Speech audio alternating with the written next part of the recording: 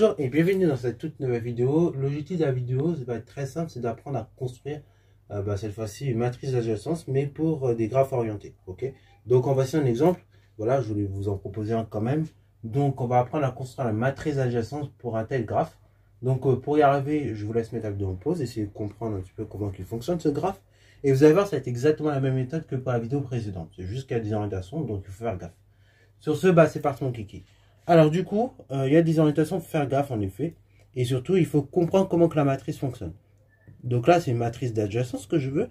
Et donc déjà, qui dit matrice d'adjacence, qui dit matrice carrée. Qui dit matrice carrée, il faut connaître son ordre. Et pour connaître l'ordre d'une telle matrice, il faut donc le nombre de sommets. Là, j'en ai 1, 2, 3, 4. J'ai 4 sommets, donc j'ai une matrice carrée d'ordre 4. 4 fois 4, j'ai donc 16 coefficients à mettre. Tac, je vais vous les remplir vite fait pour que vous puissiez visualiser rapidement la chose. Donc vous avez 16 coefficients indiqués. Ok, 16 coefficients, magnifique. Ces coefficients, il faut bien comprendre une chose. Et là, ça va être important, il va falloir saisir. Sur les lignes, vous allez donc mettre les départs. Un peu comme dans une gare, il faut indiquer les départs. Et bien là, sur les lignes, vous allez indiquer, donc je vais mettre en rouge, les départs.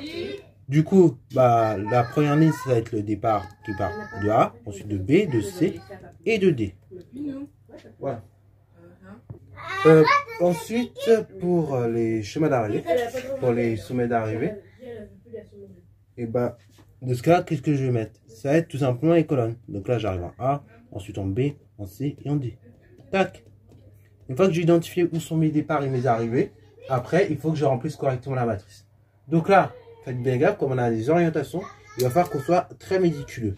Donc là, je cherche le nombre de chemins qui partent de A et qui arrivent en lui-même. Du coup, j'en ai 0.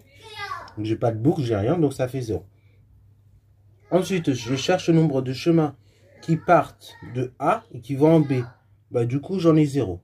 Ok?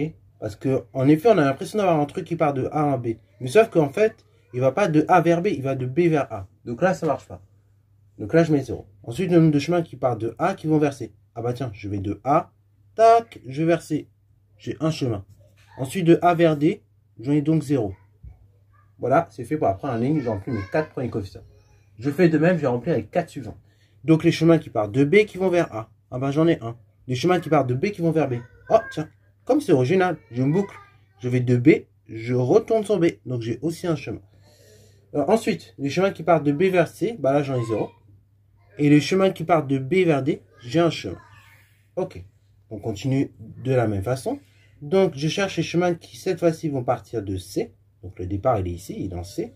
Et qui vont vers A, là j'en ai pas. Des chemins qui partent de C vers B, j'en ai pas. Des chemins qui partent de C vers D, j'en ai pas. Et des chemins qui partent de C vers C, j'en ai pas non plus. Enfin, dernière étape, on va partir en D. Le départ est effectué en D. Je cherche les chemins qui partent de D et qui vont vers A. 0. Les chemins qui partent de D qui vont vers B. Non, là, il n'y en a pas. Parce que là, ce chemin-là, il va de B vers D. Mais pas de D vers B. Donc là, j'en ai 0. Ensuite, de D vers C, j'en ai pas. Et de D... Alors attention, de D vers B, là, je me suis gouré. Attention, de D vers B, il y a ce chemin, il n'y va pas. Mais en revanche, j'ai celui-là qui y va. Donc là, j'en ai un. Et enfin, donc des chemins qui partent de D vers D, là, j'en ai pas. J'en ai 0. Et donc, voici la matrice d'adjacence dans le cadre d'un graphe non pondéré. Et vous voyez que on n'a plus cette symétrie. Ok, donc ça veut dire qu'un chemin qui part de A vers B, s'il existe, et c'est pas forcément vrai que dans le sens vous avez un chemin qui part de B vers A, puisque le graphe ici il est orienté. Voilà, donc c'est tout pour cette vidéo, j'espère qu'elle t'a plu. Si c'est le cas, n'hésite surtout pas à la liker, commenter et bonne à toi en mathématiques et en sciences.